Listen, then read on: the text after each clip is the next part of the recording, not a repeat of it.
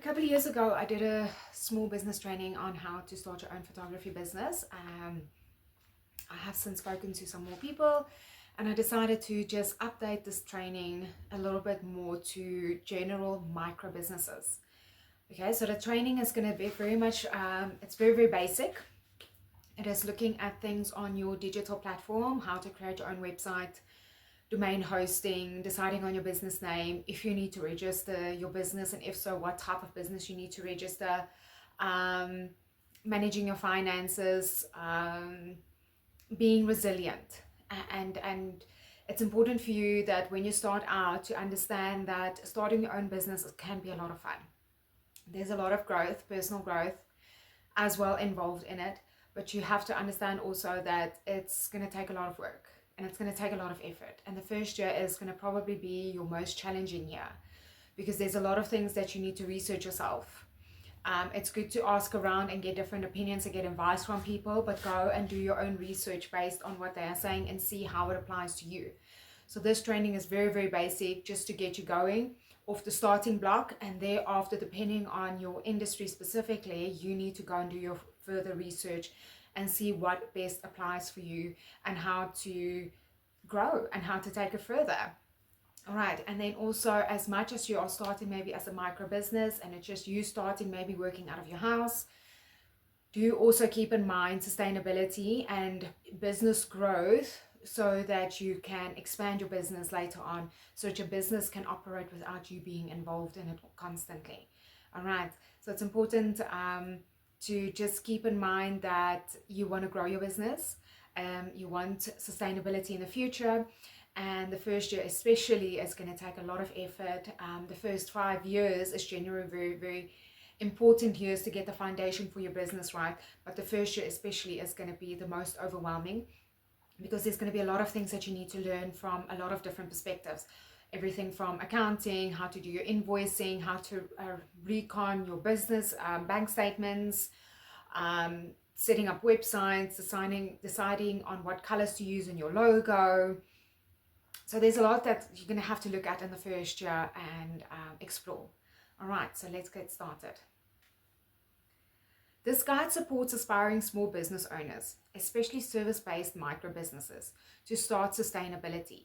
It blends practical foundations with mindset development to help you navigate uncertainty, build confidence, and avoid burnout. So the first thing you need to ask yourself when you start out is, why do you want to do what you want to do? All right? Be honest with yourself. These are hard questions, so they might be uncomfortable questions, or maybe you already know exactly why you want to do what you want to do. You have to also look at what problem are you solving for people around you. So as much as you want to create a product or a service, it's like, why would people want to spend the money on it? Okay, so you have to be able to solve a problem for them, do something for them that they cannot do for themselves, or something that they are not willing to do for themselves. Okay, and then another question to ask yourself is, who are you helping in the process? All right. So yes, you are helping yourself, becoming sustainable, creating your own business, creating an income for yourself and your family, if you have a family. And also you have to look at your client. How are you helping them? Okay, what problem are you solving for them? It comes back to that, the why. The why are you doing it? The why is not just for yourself, but also for your client. All right. Don't get too distracted with how you're going to start it at first. Sometimes when it's a first adventure, it's new territory, it's unfamiliar for us, we can sometimes get a little bit distracted with the how and overwhelmed with the how. Like, there's so much research that you need to do and you don't quite know where to start. But if you can start asking yourself the first couple of questions that we spoke about, why you wouldn't do it, what problem are you solving, who are you helping, then if you start focusing on that and you have honest answers and a good approach to that, the how tends to unfold itself. Because when you know the why you want to do it, who you're helping, then you can actually start seeing the path on how to do it, how to provide the service, how to deliver it, how to construct the package. Okay, so don't get too overwhelmed and discouraged too quickly, but it's important to also do your research and to be honest with yourself. So in the introduction, I did mention that you have to look at your digital presence. So most companies, if not all, would probably need a basic website.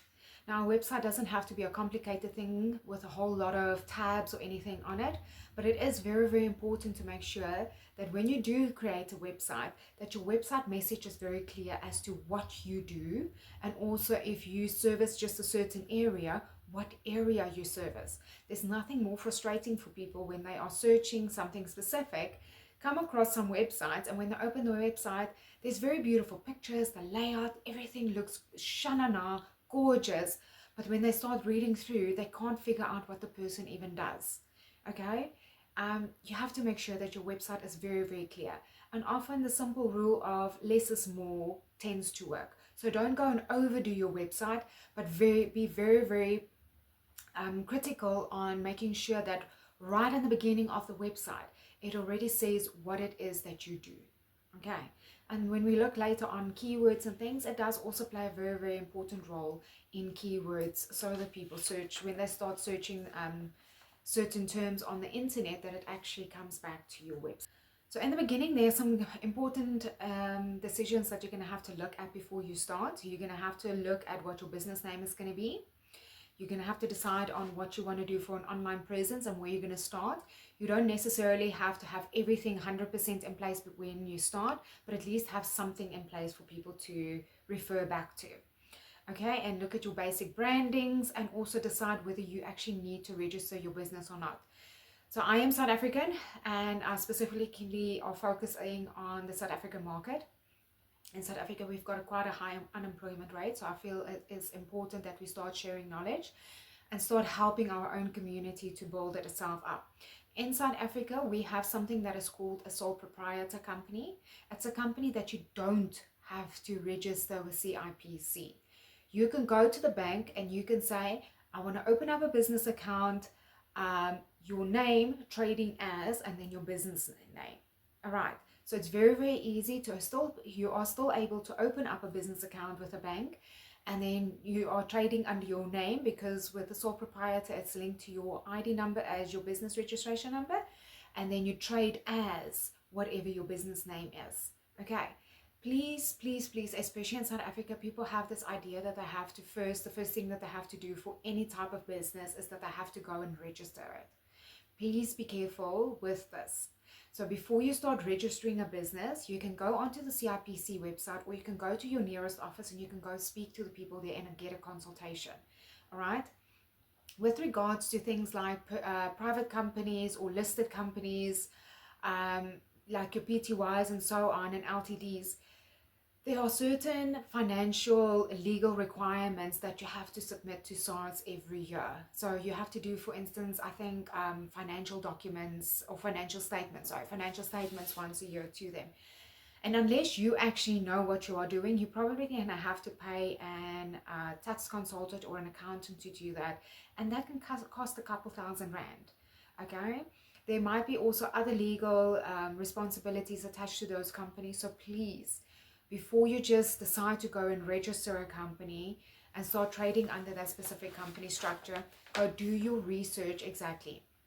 It is easy to start as a sole proprietor, and then later on when you realize, okay, it's now time for me to register as a private company or a listed company or whatever, then you can very, very easily go and do the registration process and then switch from a sole proprietor to a PTY or a private listed company. Okay. So yes, please do be careful with that. I have recently done some training with a group of people, and the first thing everybody wanted to do is to find out what company to register, and it's not necessarily required. All right, so please do be careful to not get yourself into a position where you're gonna have to submit financial statements, do all sorts of other extra admin that might not actually have been necessary for your specific type of business in the first place. Okay, you don't want to make things more complicated than what it needs to be at first. And when you're starting out, it's okay. It's okay to start out as a micro business, as a sole proprietor. It really, really is. All right. It's a starting point, and as things grow and as things develop, then you can take the next step and do your registration. That also comes to VAT registration. Please be careful that people don't talk you into VAT registrations. So what happens is with VAT is when your supplier invoices you, there's a portion of VAT on it. And then when you invoice your client, you have to add a portion of VAT on it. And then in between, the VAT that you invoiced your client is a greater or a bigger amount than the VAT that your supplier invoiced you. That difference you need to keep aside for the tax man. Okay, it's not your money. So that can become a little bit complicated if you do not know what you are doing, because it is money that has to sit in your account and that you have to pay over to SARS. So it's not your money. You're basically just somebody who is handling it and then handing it over to SARS. Okay, so please be careful. Unless your clients require you to be VAT registered, and yes, there are certain industries where it is a must, okay, but for a lot of micro businesses, depending on what you are doing and who your clients are, you actually do not need to register for VAT. Okay, so please be careful with that. All right, do not let somebody talk you into it, and don't go and do things because you want to look more professional. All right, it's not about the looks on the outside, it's about how smoothly your business is working. All right, something like that, if you do not know what you're doing and if it's unnecessary, it becomes a burden on your business and it can actually get in the way. Okay, so please be careful. All right, do your homework. Okay, so we have discussed CIPC, where you can go look up the different type of companies that are in South Africa and whether you actually need to register for one. And if you do need to register for one, then the information is on there. The best is to go to CIPC directly. Another thing that you have to keep in mind is that you have to pay income tax, whether it's your personal income tax as a sole proprietor. You still do your tax as a small business, but as a sole proprietor, it is slightly different compared to a company. So just make sure that you also start talking to different tax consultants. You can even go to SARS. SARS has made it quite easy these days with their online platform. There's a lot of information there. You can phone them and you can ask your questions. I've recently spent several amounts of hours on the phone with SARS with different questions, and I also had to go in for a branch visit, and it was actually not so painful. All right, we sometimes think it's a very painful process, but the people were very friendly, they were helpful, and they were teaching me and showing me how everything works and how to do things with the specific problem that I had to deal with. Okay, so you can contact SARS directly as well. You don't necessarily have to go through a tax consultant. If you do have a tax consultant, wonderful, then you deal with that as well. But again, when people make recommendations for you, please go do your own research as well. Just because people make recommendations for you doesn't mean you have to take it as it is. Just do your own research. Sometimes people sell you something that benefits them more than what it actually is going to benefit you. So do be careful, okay? And do your own research on that. All right, now that we've got all the technical legal sides basically out of the way, let's look at branding. So the very, very first thing that you're probably going to have to look at is, what is your business name? So if you are servicing just a local area versus a global area, just go onto Google and put your business name in and see what comes up. All right. If you are global as well, please, especially if you're targeting a global market, just do some research and see what other companies are out there with similar names or similar ideas. Or if you use if you use a specific name and you put it into Google, what other information comes up? Is it something that is completely out of line with your business profile, so that it just makes more sense for you to look at your business name? Okay, so for instance, is your business name practical? So as much as we are sometimes sentimental about certain business names and stuff, we also just have to look around and see that it is something practical as well. Yes, so just do a little bit of research, see how your business name will look on the internet, and play around maybe with different names before you start out with a specific name. Once you've got your business name, then you can also look at maybe using something like Canva to create your own business logo. And then also, again, in the process of researching your business name, you can also start thinking about what business colors you think will go well with your business, okay?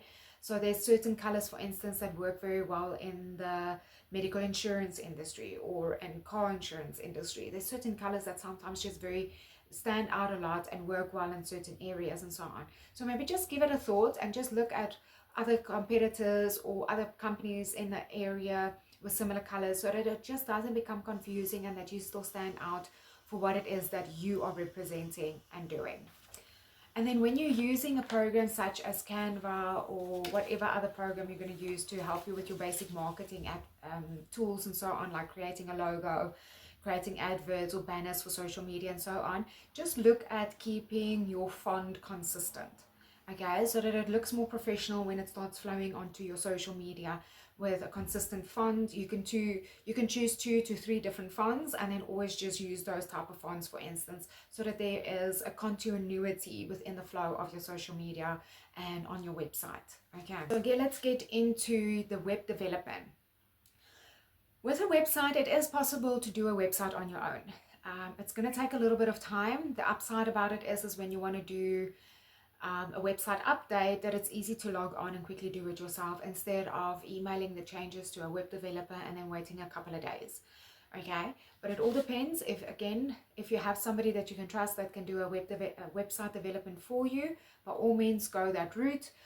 Just take a look and make sure that they have a credible record of websites that they have successfully launched. Otherwise, if you want to do it yourself, it is actually very, very doable. There is a website, there is a YouTube channel where one of the guys actually help you through WordPress step by step on how to use one of the templates in WordPress so that you can create your own website. And I have done several of them, and in the beginning it's a little bit of kind of following the rules and trying to understand how it all works and how it all fits into place. But the more often you do it, the more you get used to it, and the easier it becomes. And I'm loving it. I'm loving to try and figure the stuff out myself. Won't necessarily go do it for somebody else, because web development is very, very time consuming. So the fees that web developers charge it's completely reasonable.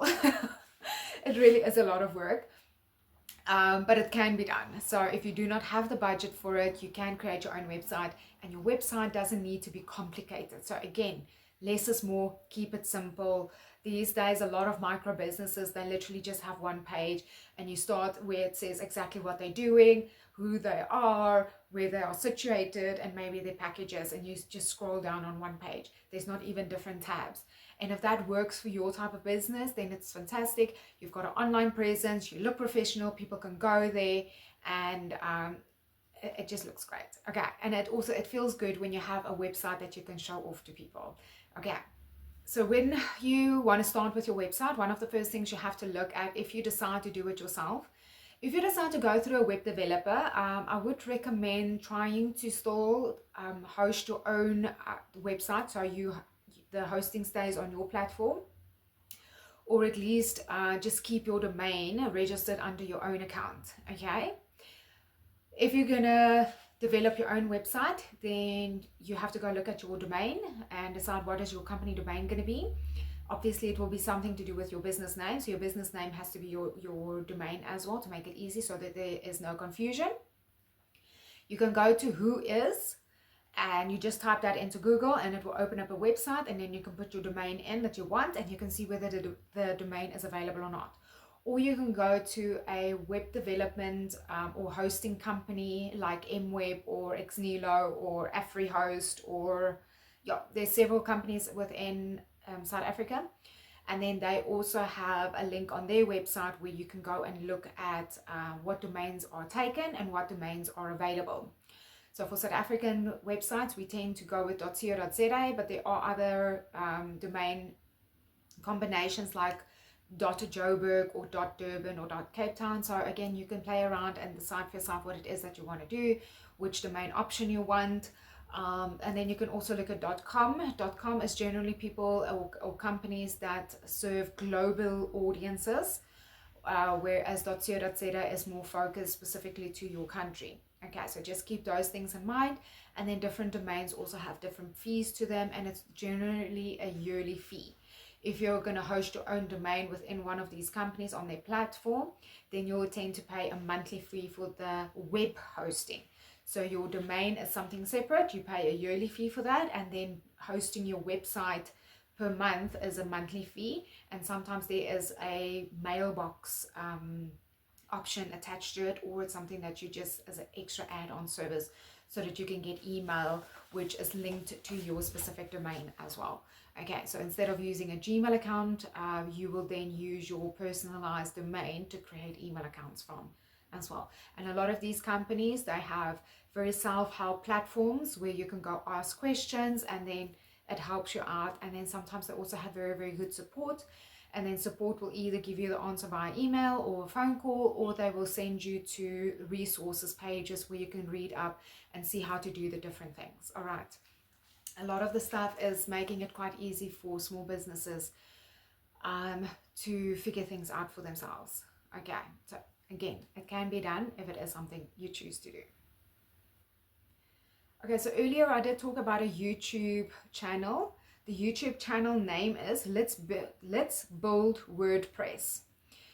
I will put the link in the description section as well, and then you can just go to this YouTube channel. I do not have any affiliations with any of the company names or the links that I'm sharing. It is just stuff that helped me when I was going through the whole research process and trying to figure out how to do things. So I'm not personally affiliated with them. If you choose to use a different YouTube channel that is teaching you how to do a WordPress website, by all means do what works for you.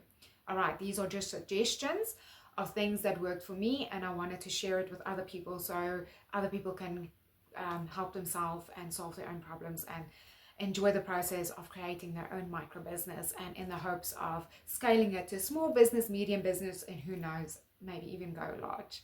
Okay. All right. And then when we spoke about the domain setup, we did also mention that you can use your domain for your email address, or you can use your Gmail or create a Gmail account. Now, it's up to you what you wanted to do. If you are somebody who's going to be on the road constantly, you're going to need email on your phone. So you can either use your personal domain name and have webmail on your phone, or you can have Gmail on your phone. Personal domain name emails do come across as more professional, whereas Gmail has become very, very spammy. So there's a lot of spam stuff that happens on Gmail. So just keep that in mind. And sometimes I do have, when people email me from their Gmail accounts, have it actually go into my spam folder. Okay, and I've had it also on my own emails and stuff. When I send people from my personal Gmail account emails, that it tends to go to spam folders when it's not actually spam. So just keep that in mind, but you have to decide what works best for you at the end of the day.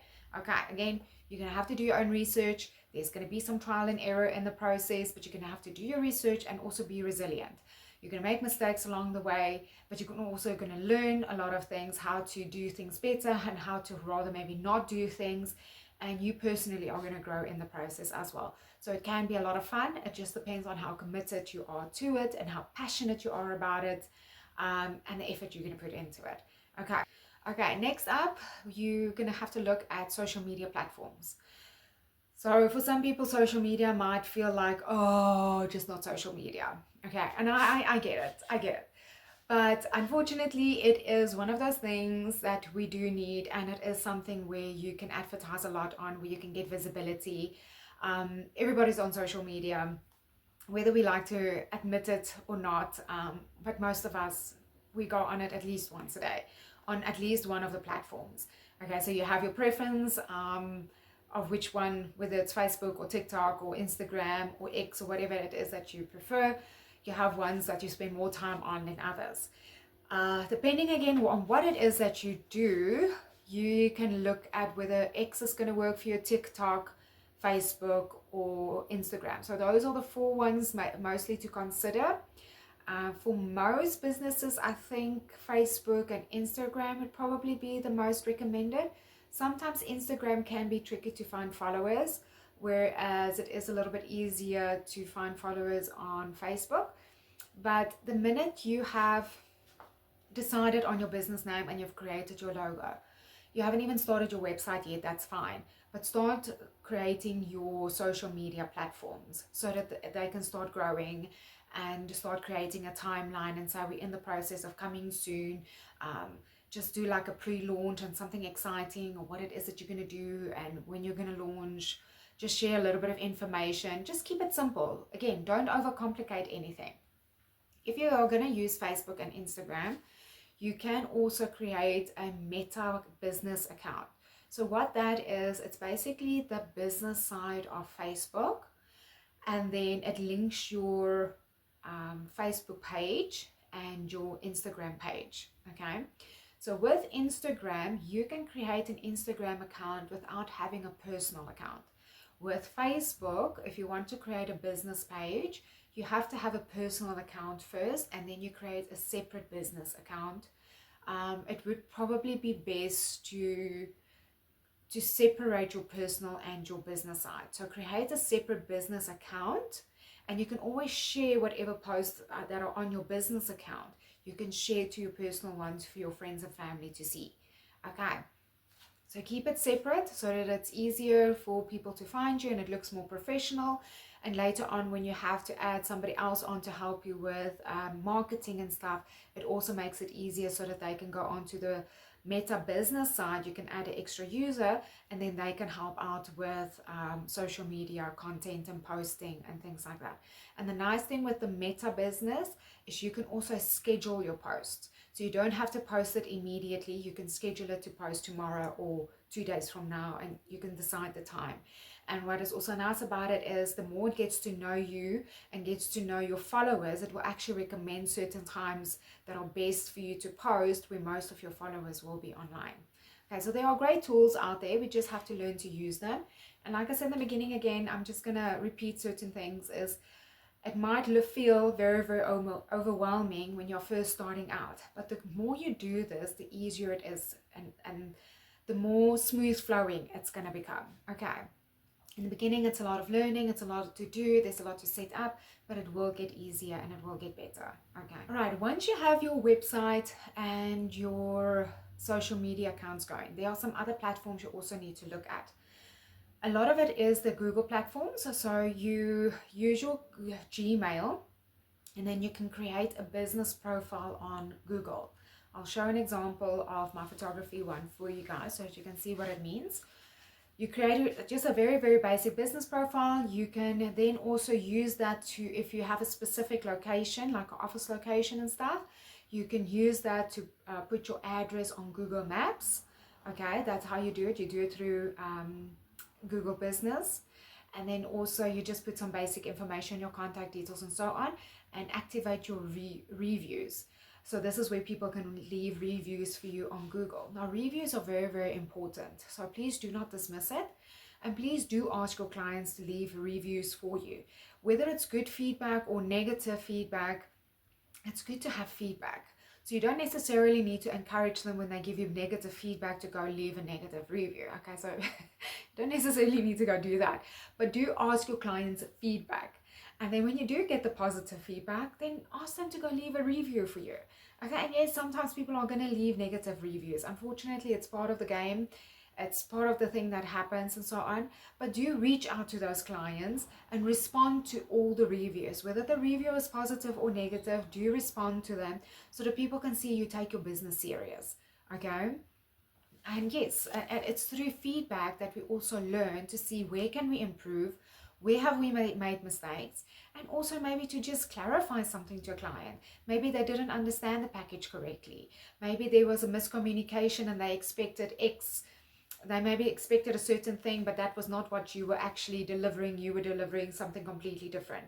So you can get that opportunity to explain maybe things to them, and also then relook the way you are communicating and you're sending your information out to clients to make sure that in future you give the information more, maybe in a more understanding way, or more information, or whatever the situation might be, so that the client just understands exactly what it is that you do.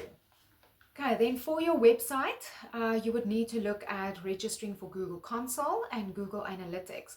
So these tools are tools that link into your website, and then they draw information and stats to say how many people have visited your page or your website over a certain period of time, what pages that they go on to, how long that they stay on these pages, sometimes it might even show you what phrases that they searched for.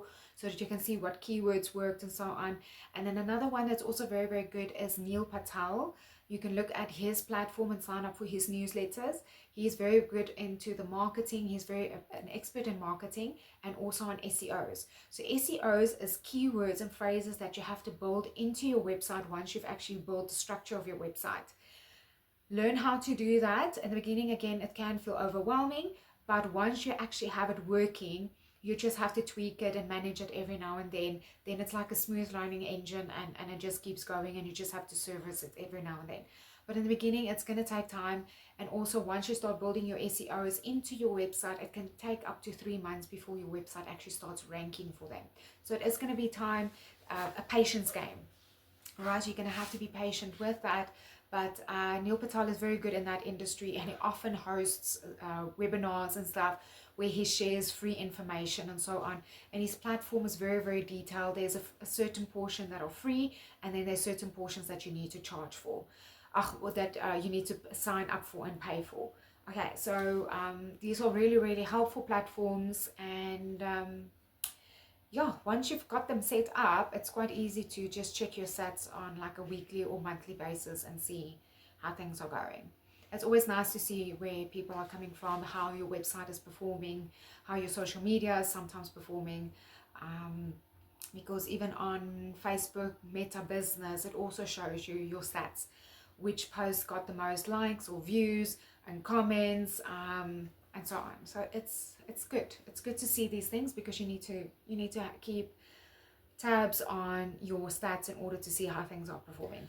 All right, then you can also start looking at, if you want to advertise, you can look at doing adverts within Facebook or Instagram. When you start your adverts, please start with the minimum budget. All right, because in the beginning you need to learn who's your market. Facebook and Instagram needs to learn what the algorithms and stuff, who your client and your market is in the area, and you need to do some tweaking and stuff. And then later on you can gradually increase your budget if you feel the need to. But just also be careful, because you don't want to go overspend on a huge budget and then you completely attract the wrong clients, or you find that the specific platform is not actually really working for you. So it's going to be a little bit of a trial and error in the beginning side. You can also look at running Google ads. So your Google Analytics and Google Console also link up with your Google ads. And then there's also another YouTube channel that you can follow with a guy who really goes out of his way to teach brilliant information on how to set up Google adverts and keywords and things like that. Okay, I will put his link in. It's Ben Heath. Okay, I will put his link in the comments as well. Again, I don't have any affiliations to any of these channels or to these people. It is just resources that I found that worked for me, and I want to share it with other people to make it easy. Okay, all right, once you've got all your basics in place, you can then start looking at your market. Who's your client? Who is your ideal client? And it would be a good thing for you to start getting to know something like Gemini or ChatGPT, and start using this and build a platform in there for yourself, to say to ChatGPT, for instance, that this is who I am, this is the business I'm opening up, this is what I want to do, this is my focus area, my passion, whatever. Just populate it with information, and then you can say to ChatGPT, listen, in this specific industry, who would be my ideal client? And let me know if there's any clarifying questions that you have for me. You can put an instruction in like that for ChatGPT, and it can pull some data out. Don't always take the data that comes out of ChatGPT as a rule of thumb, or there's a set in stone. You can also just adjust it and say, okay, this is not quite the client that I want. This is not how I saw it happening. And then just populate it with information. And it's like having a conversation with somebody and then sharing it, and then just formulate it and make up your own decision from it as well. So use ChatGPT as a form of doing research in, okay, and decide for yourself whether you agree with it, whether you think it's going to work for you or not. And you can try and say certain things and then see whether it's working. And if it's working, great. If it's not, then look at how you can adjust it again. When you first start out, it's normal to experiment, offering different products or services to see what feels natural, what you enjoy, and what is practical with the tools and resources you already have. As you gain experience, take note of what type of work energizes you, which customers you enjoy working with, what generates consistent income, what is realistic to deliver with your time, skills, and equipment. Okay, it comes back down again to being honest with yourself. Over time, begin narrowing your focus to a niche. Okay, it helps a lot to niche because you focus on the things that are working for you and not really spending time on the stuff that is not working for you. When you niche, it also makes your website look more professional. The message is very clear to exactly what it is that you do, and it also helps a lot with your SEOs, okay, and with your marketing strategy. If you want to do home renovations and painting, but occasionally you take old furniture and you revamp it up, just don't go post it on your social media. It's okay if it's an occasional project that you do, but if it's not something you focus on, don't go post it on your social media or website under the gallery or anything like that, because you don't want to create a confusing message. Or if it is something that you're proud of and you want to show it off, you can say, I did a special favor here, or I did a special project here, but this is not really my focus area. Then you can say it like that as well. Okay, when it comes to your finances, it will be very advisable to have a business account that is separate from your personal account. So keep your personal and your business expenses separate. Okay, it would also be very strongly advisable to use a billing system, something like SAP or what are the other ones here? Wave, QuickBooks, Zoho Books, or Pastel, something like that, where you can actually do your client invoices to, where you also submit, you calculate, not calculate, you capture your supplier invoices, and basically every transaction that goes off on your business account needs to be captured into your software, your accounting software, okay, so that everything is kept together. So you know exactly what your expenses are versus what your income is, what invoices are still outstanding. And when it comes to submitting your tax, you can easily draw a profit and loss statement and have all your figures together. If you do this on a daily, weekly basis, it makes your admin a lot easier so that you can actually see whether your business is growing. And also when it comes to tax time, that you don't have to sit for a week and go through bank statements and then try and figure out over a 12-month period what the heck happened here. What was this? What was that? Was this? Where did this money go to? Where did that money go to? Who paid me here? And so on. Okay. It's very, very important from a business perspective that you keep your finances under control. All right. It's why you're doing it. It's because you want to make money. Okay. But if you are just going to see what is in the bank account and then decide what to spend on, and you don't always keep a record or in mind certain expenses that come off at certain times of the month, you're going to start running into problems. Okay, and it is very, very nice and exciting when you actually go through your figures and you can see, so for this month I did this many sales, for this month I did that many sales, which were my stronger months over a 12-month period, which were my less strong months over a 12-month period. And there are going to be months that are going to be more efficient. There are going to be months where you have a higher income than other months. There are months that are slower and there are months that are busy. So over a 12-month period, you can then take a look and see which months were slow. And then you can see for yourself, why were they slow? That I have problem with my equipment and I couldn't service my clients and I have to postpone jobs because I had to get equipment replaced? Or were there just a lot less inquiries? Is my work maybe more seasonal? And so on, so that you in future can start saving up funds to carry you through the slower months. And with every business, that is normal. There are months that are busier and there are months that are slower. So when you have your 12-month forecast, your 12 months history, you can take a look and you can see which are the months that you need to save up a little bit extra money for, so that you can get through those months and stuff like that. It's also when you start adding all your expenses and your accounting and everything into your finances into your accounting system, it's also important to keep your business and personal expenses aside. So yes, we tend to have a business account and you have your personal account, but occasionally there are personal expenses that come out of the business account as well. And then you just also keep those ones separate. So again, so that when you need to do your tax submits, that everything is separated and you have all your slips. I did confirm it the other day. I had a question in the last live training that I did. We still have to keep our 5-year records with us, because I even asked them over the phone, like, everything is so digital today, do we really still need to keep all these things? And they said, no, you still have to keep your records for 5 years. Okay, so your financial year, all those slips, supplier invoices, every time you swipe your card and you get the little receipt, all those slips, you have to keep it for 5 years. Okay, So just remember that. And then you're going to have to also look at your pricing.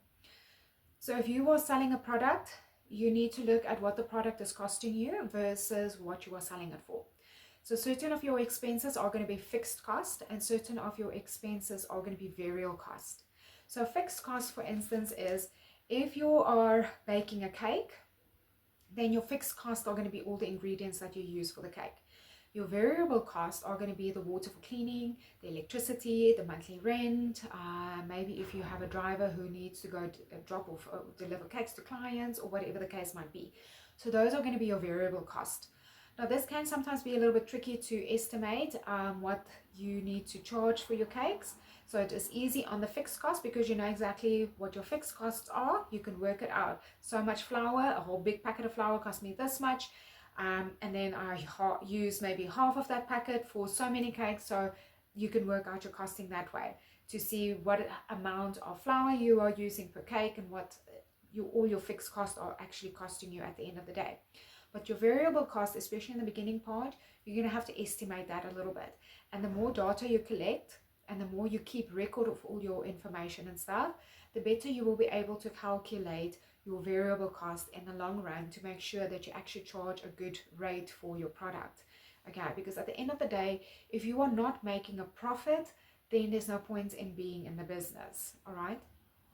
So if you are selling something at a price maybe where people are not willing to pay the price, maybe then you need to go back to your product and see how is it possible maybe to make the product cheaper or more, still have a good quality product if we use cheaper materials, or if we have to look at whole repackaging the product and explaining to people why it costs the way it costs and what the value of it is. Okay, sometimes it's not about making the product the cost of the product cheaper. Sometimes it's more about how you present your service or your product to clients so that they can start seeing the value of it. So you can say that you use this product to make it and it's superior quality and so on and so on, and then you just have to look at how you market it and upsell it so that people understand the value of the product. All right, so I hope that is very, very easy and simple to understand. Your fixed cost versus your variable cost, the price you sell, and then the in between is what your profit is. So you take your fixed cost and your variable cost, you put it together, deduct it from your price, and then that is your profit. Okay, and try not to undercut yourself as well. Try not to compete too much with the next person next to you, and do not be desperate in business. So not every client is necessarily going to be your client, and that is okay. Sometimes clients want stuff from us that is not what we deliver. I've had it in the photography, for instance, where clients came to me with a specific setup idea, and when I looked at it, I realized there's going to be a lot of props that I need to buy, and I'm probably not going to use those props again. So it wasn't worth it for me to spend the money to do a setup when I'm not really going to use those things again. And for that reason, I then showed them away to other people, to other photographers I thought that will be able to assist them. All right. Occasionally when a client will come to me with a specific idea and I see, okay, it's a small amount of expenses, it's something that I will probably use again, then it makes more sense for me to say, yes, I can do that for you. Yes, I can help out, or so on. Okay. So don't be scared to say to a client, yes, I can deliver, or no, I can't. And please be careful not to overpromise. So when a client comes with a specific idea to you and you know you're not going to get it exactly the same way, be honest with them and just say to them, my style is slightly different. My way of doing things are slightly different. Here is something in the past that I have done. This is how I do what I do. Okay, be honest with your client. All right, rather under promise and over deliver than over promise and have an unhappy client, because an unhappy client is going to go around and they're going to say things. They're going to tell people about it, and you will much rather want a client who is going to boast about you, boast about your service, and you get more clients out of that, instead of somebody going out there and it's saying how bad their experience was, and then other people are going to remember it and they're not even going to try. They're not going to go and try for themselves because they remember this person had that bad experience. Okay, so be honest. All right, under promise and over deliver. Okay, that's a very, very, very basic rule that is going to help you a lot with your credibility and your reputation. All right, so don't go and damage your reputation, and don't necessarily try and be the cheapest person in the market either. All right, value yourself, value your business, and know what you stand for and what it is that you are representing. All right, and then you always, within your finances, you're going to have to also just keep money aside to grow your business, to invest back into your business, to upgrade your equipment. You're going to have to keep money aside if you have vehicles that are on the road that needs to be serviced and tires that needs to be replaced. So if you have machinery, keep money aside so that when comes time to service things, and please do not cut back on services. We all know that certain things have to be serviced at certain times in order for it to run properly. Okay, so don't try and push your equipment too far. Do what needs to be done, invest back into your business, and most important, invest in yourself. Okay, the world out there is constantly changing, the industries are constantly changing, change is inevitable, accept that. All right, keep looking at yourself, how you can improve your skill, how you can improve your knowledge. There are business networks out there that you can join. Some of them are like yearly networks, some of them are bi-monthly, and then there are other ones where there's membership fees that you have to go to weekly. You can't miss an appointment, but also just take a look at what the membership fees are for these type of events, and just ask yourself how this is benefiting you. All right, and explore out there. But most importantly, keep money aside for your business, invest back into your business, upgrade your equipment when it needs to. No need to go and overspend. I often feel like if something is still working, why replace it? Okay, there's nothing wrong with that type of mindset either, but when the time comes to replace it, when the time comes to service certain things, just do that. Like with the cameras and so on, and the photography industry, we often have to replace our memory cards. Rather replace the memory card every couple of months instead of having one go corrupt and you're losing photos, for instance. All right, so when the time comes to replace certain things, replace them. Invest into your business and very much invest into yourself. Stay open, stay curious. Be curious to learn, be curious to try new things. Just be open for change, and see where it goes and see where it takes you. And I do wish you all the best, and I hope that things are prosperous for you, and that you've learned something from this, and that it is at least a little bit helpful just to get off the starting block of your idea and get going. All right, so there's other platforms as well. You can go and search on Google, things that you can go look at depending on what industry you're in. I know Mind Valley has an entrepreneurship program that runs over a 6-month period.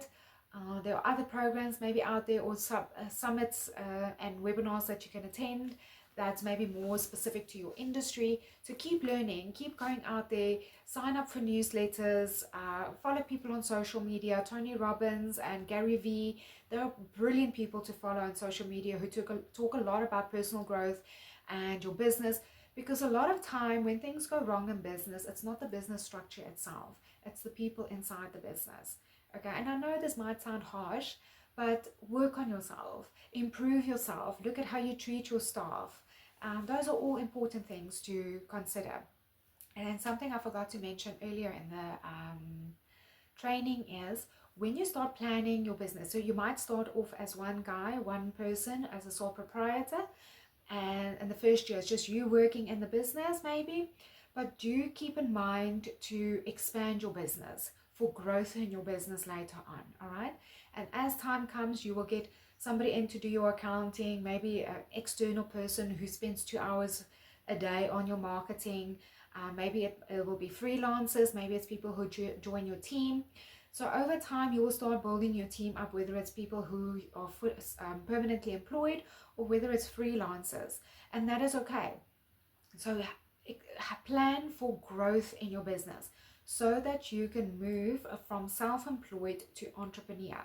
Okay, and the difference between self-employed and entrepreneur is the main difference, not just about risk taking, because a sole proprietor also takes risks as much as an entrepreneur does. But the big difference between the two is that when you are going on holiday, your business is continuing. So that is the big difference between a sole proprietor and an entrepreneur. So when an entrepreneur goes on holiday or needs to go in for emergent surgery or whatever the case might be, the business continues. All right, you don't want, in the beginning, yes, it might happen where the business stands still when you are not there working, but do work in scalability into your mid-term plan so that you can build your business to a point of scalability later on, so that when you are not there, that the business continues. All right, okay. Goodbye, and I wish you all the best. And just one more thing, remember, the sun is big enough for all of us, so you don't need to go and undercut and compete to death with somebody else.